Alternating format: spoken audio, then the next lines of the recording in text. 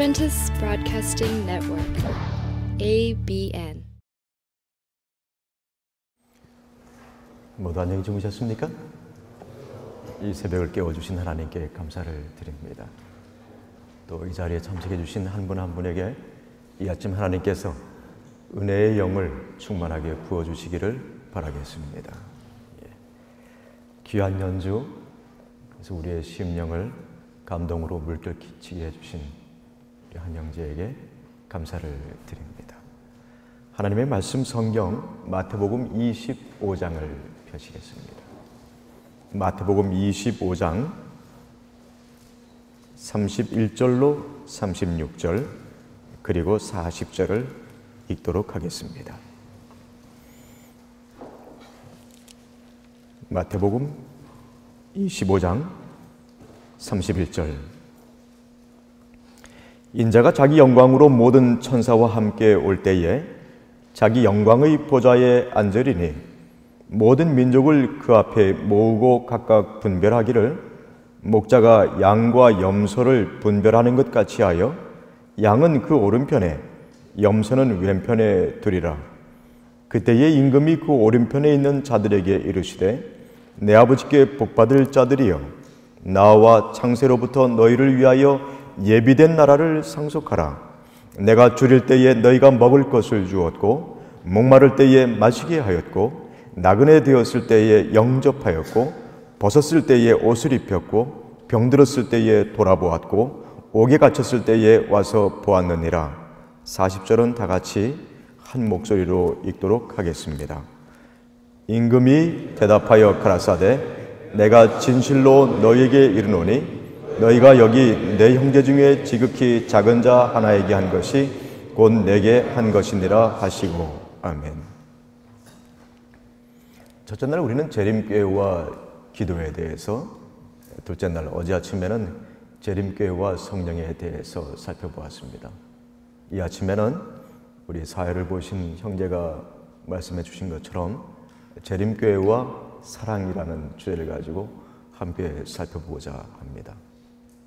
재림교회와 기도, 재림교회와 성령, 재림교회와 사랑, 또 내일과 모레 걸쳐서 재림교회와 전도, 재림교회와 재림, 이런 주제를 가지고 나누게 될 터인데 이 주제 하나하나는 우리가 자주 언급하는 것이지만은 또 우리에게 그 필요성에 대해서 너나 할 것 없이 중요한 것이라고 여기는 것이긴 하지만은 그러나 아직까지도 우리 가운데서 또 우리를 누군가 바라볼 때에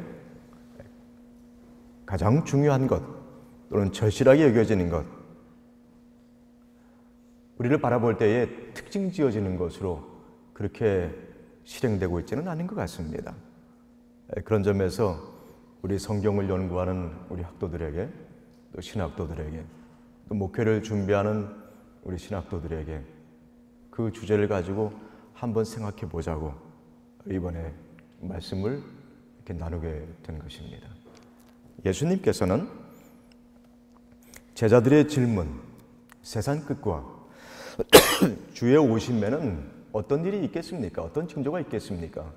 이 질문을 하는 제자들에게 때와 징조에 대해서도 말씀을 주셨습니다만은 그보다는 더 중요하게 여기셔서 재림의 준비에 대한 교훈을 6가지 비유를 통해서 들려주셨다고 첫날 말씀을 드렸습니다. 그런데 여기 마태복음 24장과 25장 그 모든 그 기별을 마무리 지으시면서 우리가 방금 읽은 양과 염소의 비유를 드셨습니다. 왜 결론적으로 이 비유를 드셨을까? 이 부분에 대해서 우리가 좀 주목할 필요가 있는 것입니다. 지난해 그 한국연합회 목회부에서는 영적 부흥 시리즈 책자 5권을 편집을 하고 또 펼쳐내기 시작을 했습니다. 그중 3권이 이미 발행이 되어서 우리의 손에 들려져 있습니다. 그 가운데 마크 핀디 목사님이 쓰신 부흥의 계절이라는 그 책자가 있습니다. 이 책에 보면 예수님께서 아직도 재림하시지 않는 이유 3가지가 언급되어 있어요. 그 중에 한 가지가 다음과 같은 것입니다.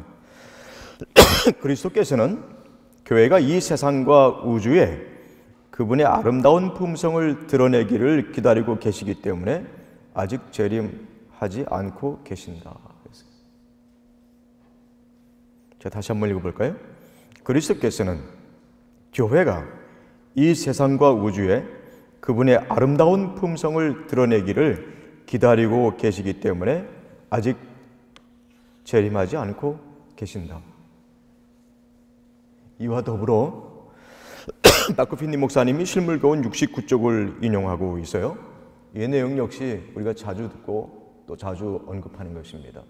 또 이 내용으로 말미암아 우리 재림교회는 완전 문제에 대해서 여러 가지 시각이 생겨나기도 하는 것 우리가 깨달아갈 수 있습니다.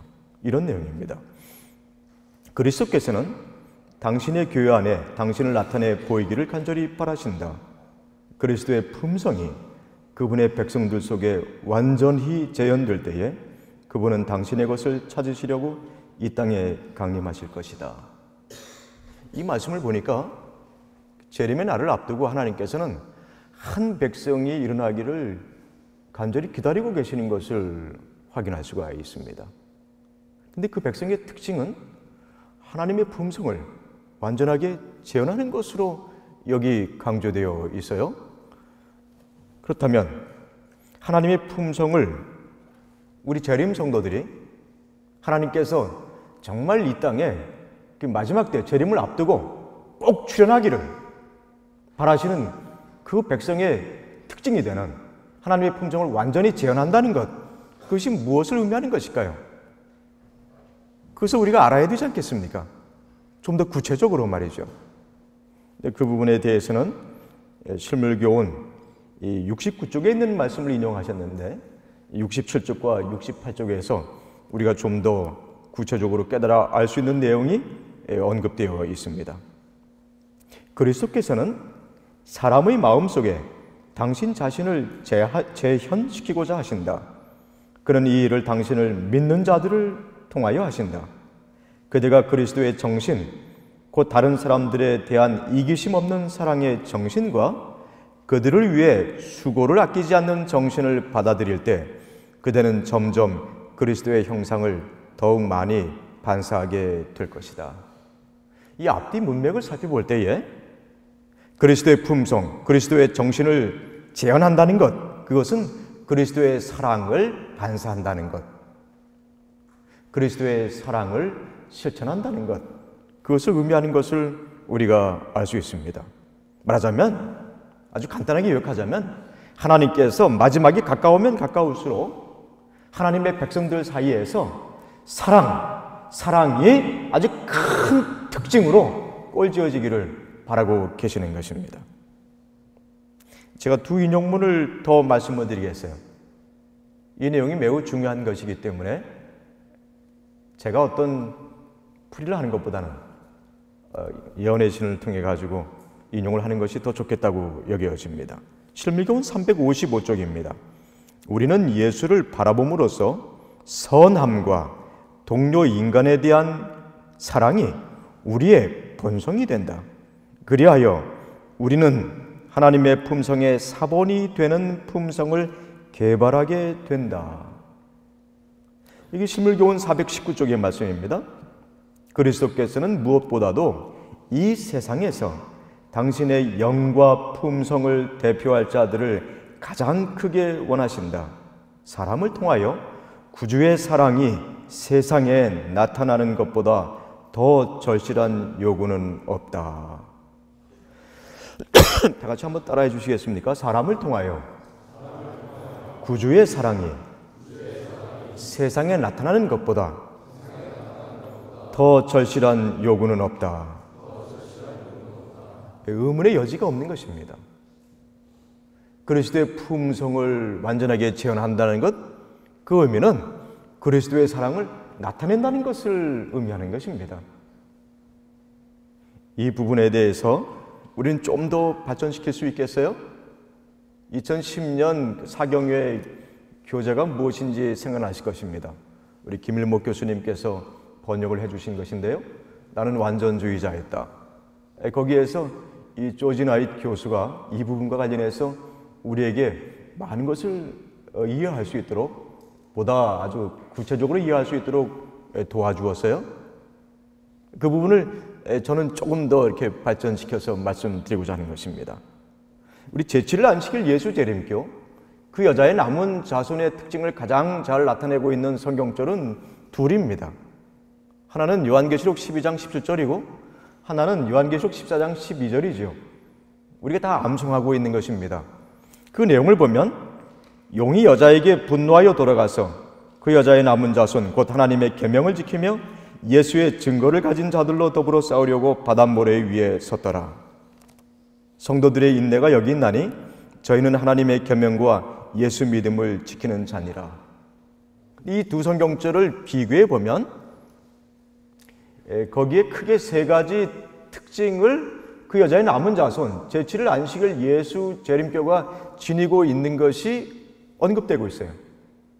하나는 하나님의 계명에, 또 하나는 예수의 증거입니다. 그리고 또 다른 하나는 예수 믿음입니다. 근데 우리로 하여금 좀 더 눈을 크게 뜨고 이 반복되는 것, 공통적으로 언급되어 있는 것을 바라보게 해주고 있어요. 이 두 성경절이. 요한계시록 12장 17절에도 하나님의 계명이라는 것이 언급되어 있고 요한계시록 14장 12절에도 하나님의 계명이라는 것이 특징으로 언급되어 있어요. 왜 이 두 성경절, 그 여자의 남은 자손을 특징 짓는 두 성경절을 하나님께서 성경 가운데 기록하게 하시면서 앞에 절에도 뒤에 절에도 하나님의 계명을 반복해서 아주 똑같이 언급하게 하신 것일까요? 그 외 다른 두 가지 특징에 대해서는 예수의 증거, 예수 믿음이라고 그렇게 말씀하시고요. 하나님의 계명, 그것은 율법을 의미하는 것이죠. 하나님의 백성, 남은 자손은 하나님의 계명의 사람이 되어야 된다는 것을 여기 말씀하고 계시는 것입니다. 하나님의 계명이 하나님의 백성이 특징이 되어야 된다는 것, 우리 모두가 아주 확실하게 깨달을 수 있는 것이지요. 근데 예수님께서는 하나님의 계명에 대해서 두 가지로 요약을 하셨습니다. 그 내용이 마태복음 22장 37절로 40절에 나와 있는데 다음과 같은 내용입니다. 예수께서 가라사대 내 마음을 다하고 목숨을 다하고 뜻을 다하여 주 너희 하나님을 사랑하라 하셨으니 이것이 크고 첫째 되는 계명이요 둘째는 그와 같으니 내 이웃을 내 몸과 같이 사랑하라 하셨으니 이 두 계명이 온 율법과 선지자의 강령이니라. 그러니까 하나님의 백성들에게 반드시 아주 특별하게 속성으로 갖추어져야 할, 꼴지어져야 될 내용이 하나님의 계명인데 그 계명에 대해서 예수님께서 두 가지로 요약하셨다, 그 말씀입니다. 하나는 하나님 사랑이고 또 하나는 이웃 사랑인 것입니다. 실밀교원 340쪽에 보면 이런 말씀이 나와 있어요.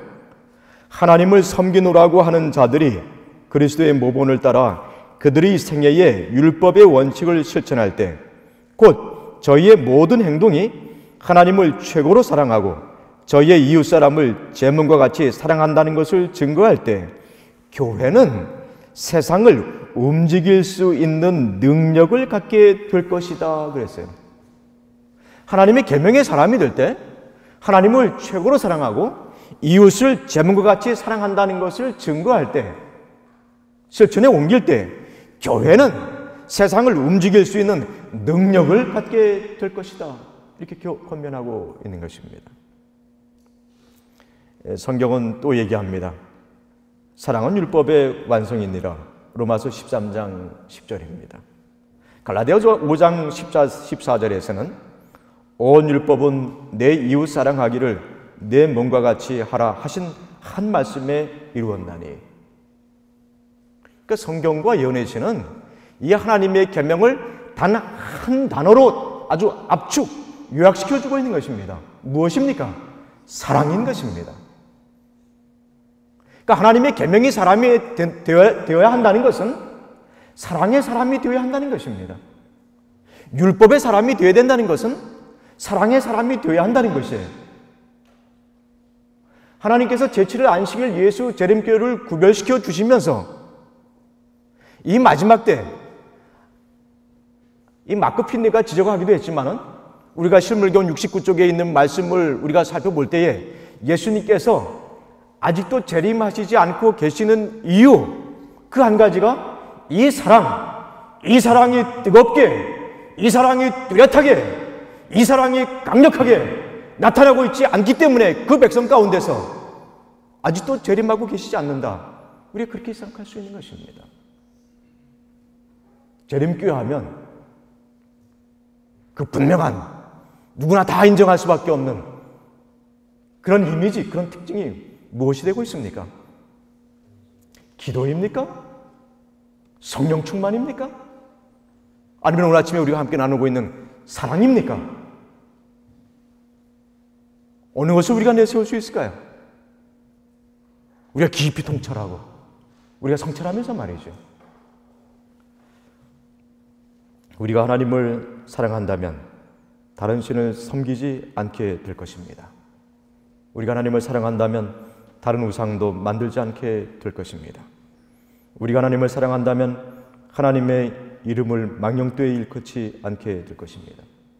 우리가 사랑한다면, 하나님을 사랑한다면 하나님께서 창조주요 구속주, 즉 재창조주인 것을 기념하면서 나를 태어나게 하시고 십자가 대속의 희생과 사랑으로 죄인인 나를 다시 태어나게 하시는 분을 기념하면서 충심으로 또 기뻐하며 안식일을 성별하게 될 것입니다.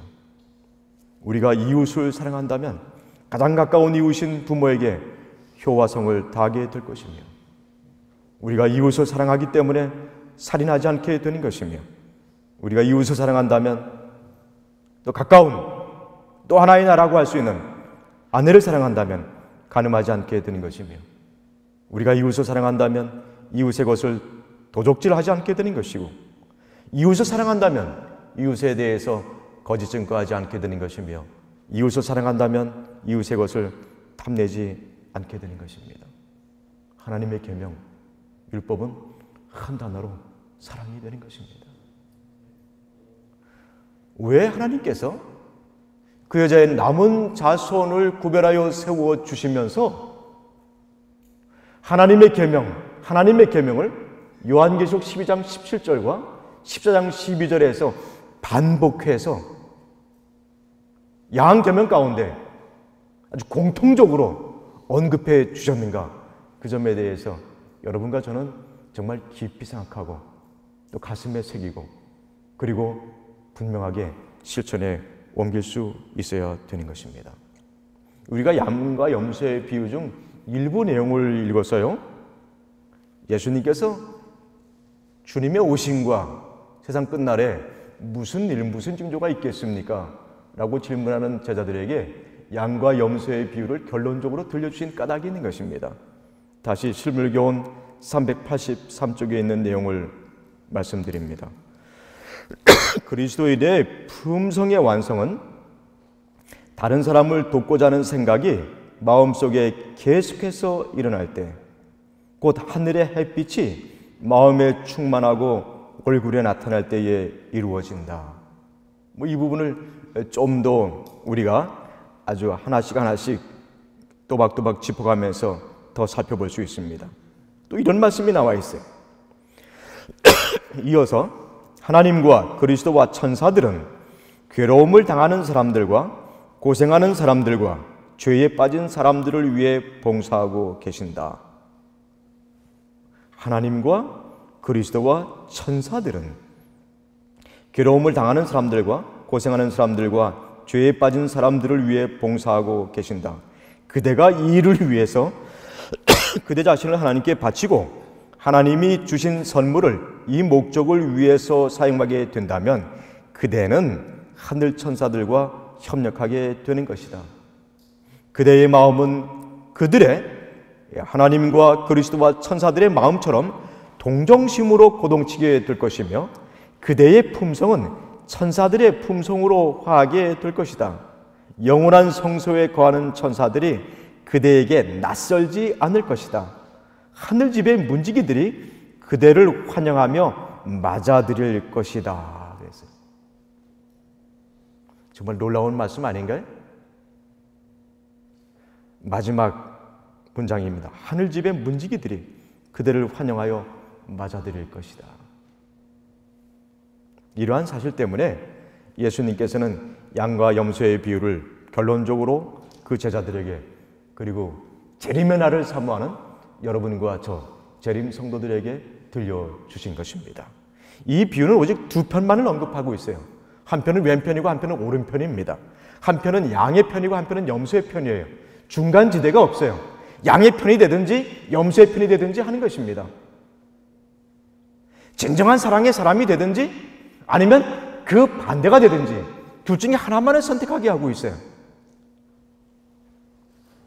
그렇다면 우리가 무엇을 해야 되는지 아주 분명한 것입니다. 여기 예수님께서 우리에게 말씀 주시고 있습니다.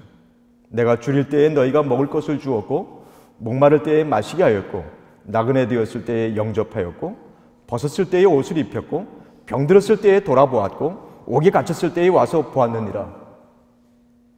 우리가 사랑의 사람이 된다면, 누군가에게 동정하는 마음을 갖게 된다면, 누군가에게 친절의 마음을 갖게 된다면 그 마음은 예수님을 향해서 갖게 되는 마음이라고 지금 예수님께서 이와 같이 구구절절 언급 열거하시면서 우리에게 일깨워 주시고 계시는 것입니다.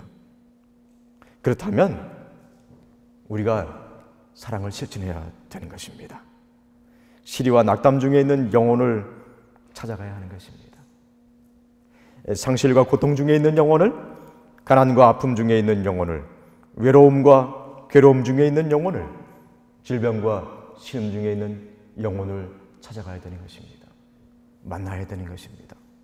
그 손을 붙잡아 줘야 되는 것입니다. 위로와 격려를 해줘야 되는 것입니다. 때로는 함께 눈물도 흘려야 되는 것입니다. 때로는 끌어안아야 되는 것입니다. 그 고통을 함께 나눠야 되는 것입니다. 그리고 힘을 나눠 가져야 되는 것입니다. 그 상황을 이기고 극복하고 승리할 수 있도록 함께 걸어야 되는 것입니다. 우리가 조위를 조금만 둘러 살펴보면 그러한 이들이 의외로 많습니다. 한 지붕을 이고 있는 가족들 중에서도 그러한 이들이 있을 수 있습니다. 나의 아버지가 그런 처지에 있을 수 있습니다. 나의 어머니가 말이죠. 나의 형제가, 나의 자매가 그럴 수 있는 것이에요. 식당에서 함께 둘러앉아서 밥을 먹는 우리 동료 신학생 가운데 그런 이들이 있을 수 있는 것입니다. 더 나아가 우리가 눈을 들어서 학교 구석구석을 살펴보면 아무런 갈피를 잡지 못하고 방황하고 더 나아가 방종하고 있는 우리 형제 자매들은 말할 것도 없고 정신적으로 병약한 이들과 마음의 성전이 황폐된 영혼들을 만날 수 있는 것입니다. 하나님께서는 저들을 만나고 계세요. 저들을 도와주고 계십니다. 근데 여러분과 저에게 협력을 기대하는 것입니다. 여러분과 저를 통해서 실제 그 일을 이 땅에서 이루고자 하시는 것이 하나님의 뜻이기도 하는 것입니다. 그런 일들은 회복과 구원과 희망의 일이 되는 것입니다. 사도행전 9장을 보면 성경에서 우리가 두 사건을 좀 볼 수 있는데 다비다라는 인물이 나와 있어요. 도르가입니다. 이 도르가에 대해서 사도행전 9장에서는 아주 간략하게 언급을 하고 있어요. 선행과 구제하는 일이 심히 많더니 36절 하단입니다. 근데 이 내용에 대해서 사도행전 131쪽은 좀 더 자세하게 소개하고 있습니다. 도르가는 존경받을 만한 예수의 제자였고 그녀의 생애는 친절한 행위가 가득하였다. 그녀는 누가 편안한 의복이 필요하고 누가 동정이 필요한지를 알고 가난한 사람들과 슬퍼하는 사람들에게 아낌없이 봉사하였다. 솜씨 있는 그의 손가락은 그의 혀보다 더욱 활동적이었다. 그런데 그가 죽은 것입니다.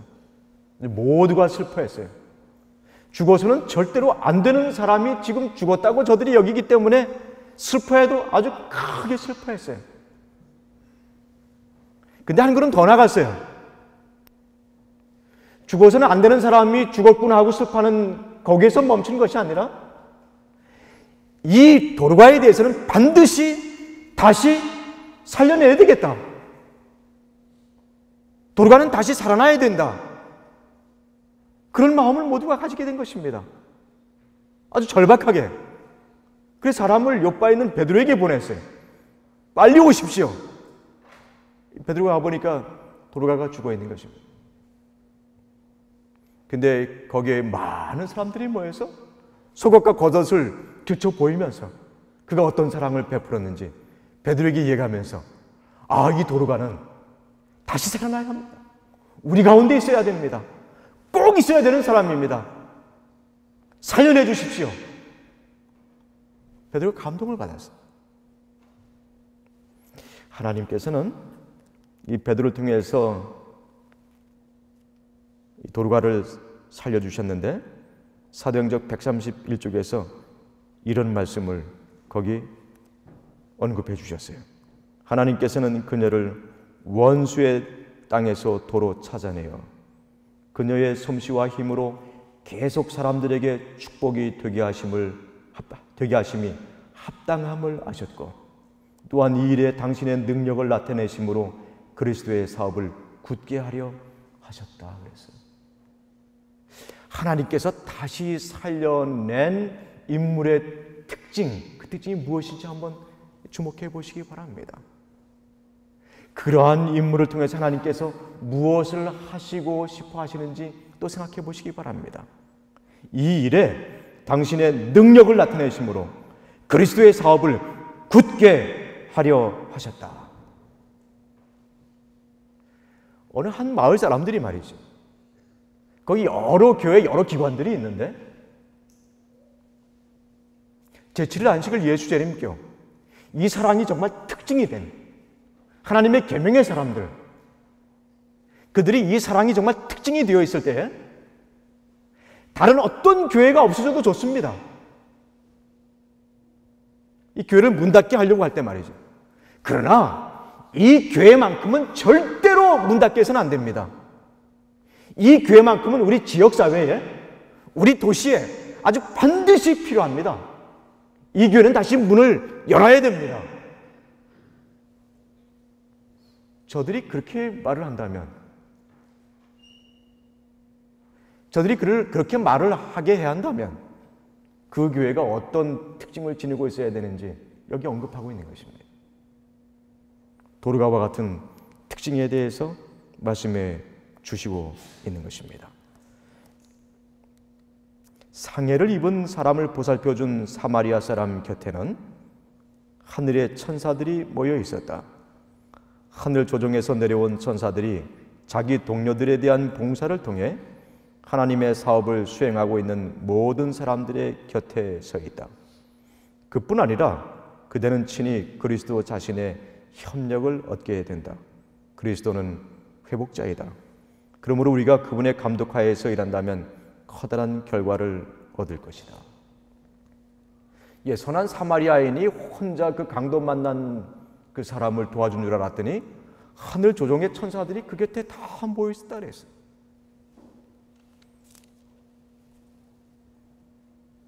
하늘 조종에서 내려온 천사들이 자기 동료들에 대한 봉사를 통해 하나님의 사업을 수행하고 있는 모든 사람들의 곁에 서 있다. 그뿐 아니라 그대는 친히 그리스도 자신의 협력을 얻게 된다.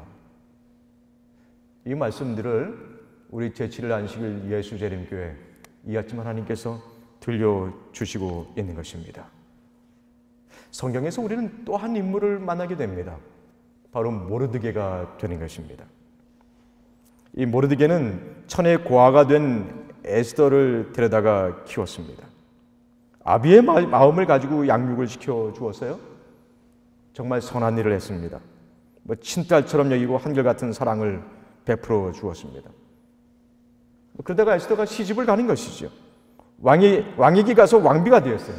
근데 비상한 일이 일어나는 것입니다. 유대인 모두가 몰살을 당하게 된 것이죠. 바로 그때 모르드게가 에스더에게 가서 그 위기를 알리고 에스더는 왕을 만나서 유대인을 구출하는 대역사를 이루어냅니다. 이스라엘 역사에서 이 사건은 마치 홍해에서 구원받은 것과 같은 대구원 사건이었어요. 그래서 이날을 기념해서 해마다 아달월 14일과 15일을 불임절이라는 기념의 날로 정하게 했습니다. 그리고 아주 특별한 일을 하게 했어요. 근데 이 불임절로 정해서 기념하게 하면서 특별한 일을 하게 한 내용이 또 특별합니다. 여기 에스더 9장 21절과 22절인데 이런 내용이에요. 한 규례를 세워 해마다 아달월 14일과 15일을 지키라. 이달 이날에 유대인이 대적에게서 벗어나서 평안함을 얻어 슬픔이 변하여 기쁨이 되고 애통이 변하여 길한 날이 되었으니 이 두 날을 지켜 잔치를 베풀고 즐기며 서로 예물을 주며 가난한 자를 구제하라 하며. 좀 이상하지 않습니까? 저들이 구출, 구원을 받은 날인데, 몰살로부터 해방을 받은 날인데 그날을 기념하게 하면서 가난한 자들에게 구제를 하라 이렇게 하고 있는 것이에요. 어떻게 된 영문입니까? 우리가 일제 식민지에서 36년 만에 해방이 되어서 기념을 하는데 그 기념의 날 가난한 자를 구제하라 그러면 그 기념의 날과 연관되는 게 어디 있겠습니까? 해방의 날이에요. 그런데 그날 예물을 각각 준비해서 나누어 가지고 가난한 자들을 구제하라 이렇게 지금 모르드게가 하나님의 감동을 받아서 백성들에게 아주 권면 강조하고 있는 것입니다. 어떻게 이런 말씀이 주어졌을까요? 이스라엘 백성이 구출받은 것은, 몰살의 위기로부터 해방될 수 있었던 것은 모르드게가 누구에 대해서, 천의 고아가 된 에스더에 대해서 무엇을 베풀었기 때문입니까? 사랑을 베풀었기 때문에. 한 사람에게 사랑을 베풀었는데 한 사람을 그 고아의 상황에서 구원해 주었는데, 구출해 주었는데 하나님께서는 그 한 사람을 구출해 준 것을 귀히 여기셔서 그 한 사람을 통하여 이제는 한 민족을 구원받게 하시는 것입니다. 그렇기 때문에 모르드게가 이 불임절을 기념해서 예물을 준비하고 가난한 사람들에게 나누어서 구제하는 일을 하라 그렇게 말씀하고 계시는 것입니다. 한 사람에게 사랑을 베풀었는데 만 사람에게 사랑을 베푸는 일이 되었어요. 한 사람을 구출해 주었는데 만 사람을 구출하는 일이 된 것입니다. 여기 신물교원 340쪽을 보면 이런 말씀이 나와 있어요. 만일 우리가 모본으로서 다른 사람에게 선한 원칙을 실행할 수 있도록 도와줄 것 같으면 우리는 그들에게 선을 행할 능력을 주는 것과 같다. 이 능력을 받은 사람이 그 같은 가마를 다른 사람에게 끼치게 되고 또 그 사람은 또 다른 사람에게 끼치게 된다. 그리하여 우리가 무의식 중에 주는 가마로 인하여 여러 천만인이 복을 받을 수 있는 것이다. 이렇게 얘기하고 있는 것입니다. 그래서 하나님께서 이 재림교회, 우리 제7일 안식일 예수 재림교, 재림 성도들을 향해서 사랑이 특징이 되어야 된다라고 그렇게 강조하고 계시는 것입니다. 그 사랑이 재현될 때에, 그리스도의 사랑이 재현될 때에 그리스도께서 그 백성을 데리러 이 땅에 오실 것이다. 그런 말씀까지 우리에게 들려주신 것입니다. 심지어 예수님께서 이와 같이 언급도 하셨어요. 내가 진실로 너희에게 이르노니 너희가 여기 내 형제 중에 지극히 작은 자 하나에게 한 것이 곧 내게 한 것이니라. 여기서 지극히 작은 자들은 어떤 자들을 의미하는 것일까요? 이 마태복음 18장과 이렇게 연결시켜서 보면 어린아이들, 물론 25장에서는 굶주린 자들, 헐벗은 자들, 목마른 자들, 병든 자들, 장애가 있는 자들, 옥에 갇힌 자들, 어려움에 처한 자들 이렇게 언급되어 있습니다만은 마태복음 18장과 비교해 보면 실족당할 수 있는 자들, 어린아이들, 걸려 넘어질 수 있는 연약한 자들, 소외받는 자들, 보잘것없는 자들, 무지한 자들, 하늘에 속한 것을 모르는 자들, 죄인들, 소자라고 여겨지는 자들, 이들 모두에 대해서 언급하고 있는 것을 우리가 알 수 있습니다. 하나님께서는 신물교원 388쪽에서 더 강력하게 이런 말씀도 들려주셨어요. 우리가 이 일에 충실히 행하느냐 않느냐에 따라 다른 사람들의 행복뿐 아니라 우리 자신의 영원한 운명도 결정된다.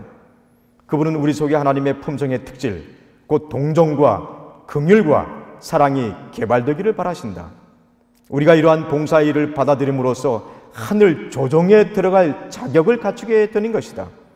우리가 이러한 봉사일을 거절한다면 그 교훈을 거절하는 것이 되고 하나님과 영원히 결별하는 선택을 하게 되는 것이다. 그래서 정말 우리에게 섬찟하기까지 하는 말씀이에요. 우리를 아주 각성시키는 말씀이에요.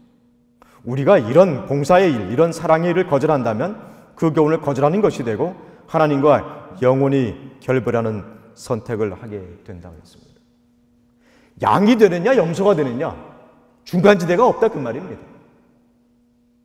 이렇게까지 강조하시고 또 강조하시는 그 이유에 대해서 우리가 깊이 살펴야 되는 것입니다. 이 말씀 보니까 이 제7일 안식일 예수재림교회 아주 뚜렷한 특징 한 가지, 그건 사랑이 되게 해야겠구나. 나의 생애의 특징, 그 중에 한 가지 사랑이 되게 해야 되겠구나. 그 점을 이 아침 우리가 결심해야 되는 것입니다. 머리로만 깨닫는 것이 아니라 정말 그렇게 살아야 되겠구나 하고 결심을 하고 실천에 옮기고자 한 발을 내딛기 시작해야 되는 것입니다. 예수님께서 무리와 제자들을 불러서 이렇게 말씀하셨어요. 아무든지 나를 따라오려거든 자기를 부인하고 자기 십자가를 지고 나를 쫓을 것이니라. 근데 이 말씀은 늘 우리에게 부담이 되는 것으로 이렇게 느껴져요. 자기를 부인하고 자기 십자가를 지고. 그런데 이 말씀의 뜻에 대해서 시대소망 416쪽은 다음과 같이 풀이를 하고 있어요. 우리는 예수님께서 걸어가신 길을 따라가야 한다. 그리스도께서 위하여 돌아가신 사람들을 사랑하는 것은 곧 자기를 십자가에 못 박는 것을 의미한다 그랬어요. 자기를 부인하고 자기의 죄, 자기의 허물, 자기의 연약성, 자기의 어떤 유한한 면 이런 것을 부인하고 자기 십자가를 지고 내게 있는 어떤 병약한 것, 내게 있는 어떤 문제 이런 것을 십자가로 짊어지고 예수님을 따라가야 되는 것으로 이 부분을 해석하는 경향이 없잖아 있어요. 바울이 눈에 안질이 있어서 가시같이 여겼는데 그 십자가를 지고 바울이 예수님을 쫓았다. 물론 그렇게 해석할 수도 있어요. 틀렸다고 하지 않는 것입니다. 근데 이 시대의 소망의 풀이를 보면 십자가를 지고 자기를 부인하고 예수님을 따라가는 것은 그리스도께서 위하여 돌아가신 사람들을 사랑하는 것, 그것을 의미하는 것이다 이렇게 되어 있어요. 그 다음에 그 뒤에 나와 있는 내용은 하나님의 자녀가 된 자는 이런 자를 찾아 구원하기 위해서 그리스도와 함께 행군하면서 자비의 경륜에 그리스도와 하나가 된 자로 여길지어다 이렇게 얘기를 하고 있습니다. 자비의 경륜에 그리스도와 하나가 된 자로 여길지어다 그랬어요. 자기를 부인하고 십자가를 지는 것, 그것은